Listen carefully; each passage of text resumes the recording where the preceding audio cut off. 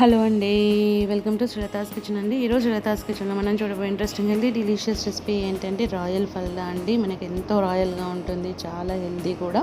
మనం బయట షాప్లో వెళ్ళాల్సిన అవసరం లేకుండానే ఇంట్లోనే హెల్దీగా రాయల్గా మనం ఈ రాయల్ ఫల్దాని ప్రిపేర్ చేసుకోవచ్చు.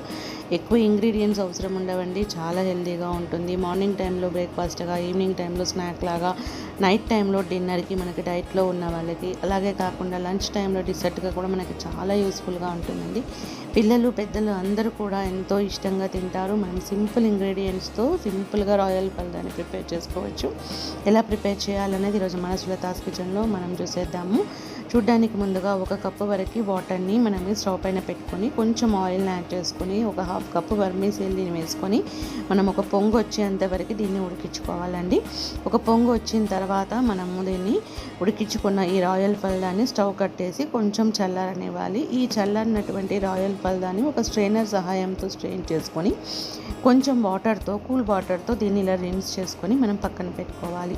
ఇప్పుడు దీన్ని మనం ఫల్దాకి యూస్ చేసుకోవాలండి. అలాగే ఒక స్పూన్ వరకు సబ్జా సీడ్స్ని తీసుకొని ఇలా వాటర్లో యాడ్ చేసుకొని మనం ఒక 5 మినిట్స్ పాటు వీటిని సోక్ చేసుకోవాలి. 5 మినిట్స్ సోక్ చేస్తే చక్కగా మనకి సబ్జా సీడ్స్ అనేవి రెడీ అయిపోతాయండి. ఇప్పుడు రాయల్ ఫల్దాకి డ్రై ఫ్రూట్స్ కావాలండి. కాజు ఇంకా బాదాము, టూటీ ఫ్రూటీస్ ఇవన్నీ తీసుకొని చిన్న ముక్కలుగా కట్ చేసి రెడీ చేసుకొని పెట్టుకోండి. ఇంట్లో ఉన్న ఏమైనా ఫ్రూట్స్ని కూడా రెడీ చేసి పెట్టుకోవాలి. ఇది రూఅబ్జా సిరప్ అండి, రోజ్ సిరప్. రాయల్ ఫల్దాకి ఇది మనకి కంపల్సరీగా కావాలి, మనకి షాప్లో అవైలబుల్గా ఉంటుందండి. ఇప్పుడు ఒక బౌల్ తీసుకొని బౌల్లో ఒక 1/2 లీటర్ వరకు మనం కాచి చల్లార్చిన చిక్కటి మిల్క్ను యాడ్ చేసుకోవాలి. కూల్ మిల్క్ అయితే మనకి చక్కగా ఉంటాయి. దీంట్లో రోజ్ సిరప్, రూఅబ్జా సిరప్ను ఒక 2 టేబుల్ స్పూన్లు యాడ్ చేసుకొని చక్కగా ఇలా అంతా కలుపుకోవాలి. దీంట్లోనే ఒక 5 టేబుల్ స్పూన్ల వరకు షుగర్ని కూడా యాడ్ చేసుకొని షుగర్ మెల్ట్ అయ్యే వరకు ఇదంతా ఇలా ఒకసారి కలుపుకొని వీటిని మనం ఫ్రిడ్జ్లో స్టోర్ చేసుకోవాలి. ఫ్రిడ్జ్లో స్టోర్ చేసుకుంటే చక్కగా మనకి చల్లబడిపోతాయి అన్నమాట. ఇప్పుడు ఫల్దాని ప్రిపేర్ చేసుకుందాం. ఫల్దా చేయడానికి ఒక 2 గాజు బౌల్స్ని తీసుకొని గాజు బౌల్స్ ఎడ్జెస్లో రోజ్ సిరప్ని ఇలా యాడ్ చేసుకోవాలండి.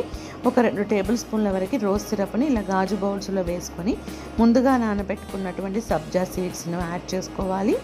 దీనిలోనే మనం ఉడికించుకున్నటువంటి సేమియా ఉంది కదా, వర్మీసెల్లిని కూడా ఇందులో ఒక టేబుల్ స్పూన్ వరకు ఇందులోకి యాడ్ చేసుకోవాలి. కట్ చేసి పెట్టుకున్నటువంటి మన డ్రై ఫ్రూట్స్, కాజు అలాగే బాదం ముక్కల్ని కూడా ఈ ఫల్దాలో మనము ఇందులోకి యాడ్ చేసుకోవాలి. ఇంకా అలాగే టూటీ ఫ్రూటీస్ని కూడా వేసుకోవాలి. ఇక్కడ మనము ఫ్రూట్స్ ఏవైనా యూస్ చేసుకోవచ్చండి. నేను ఇక్కడ యాపిల్ ఇంకా పొమగ్రనేట్స్ని యూస్ చేస్తున్నాను. ఇంట్లో ఉన్న ఏ ఫ్రూట్స్ అయినా మనం యూస్ చేసుకోవచ్చు. ఇక్కడ కొన్ని యాపిల్ ముక్కలు అలాగే పొమగ్రనేట్ ముక్కల్ని యాడ్ చేస్తున్నానండి. ఫలదాకి ఫ్రూట్స్ అలాగే మనకి డ్రై ఫ్రూట్స్ చాలా ఇంపార్టెంట్. ఇప్పుడు దీనిలోనే మనం ముందుగా ప్రిపేర్ చేసుకున్నటువంటి రోజ్ మిల్క్ ఉంది కదా, రోజ్ మిల్క్ని ఇందులోనికి యాడ్ చేసుకోవాలి. 1 కప్పు వరకు రోజ్ మిల్క్ పడుతుందండి.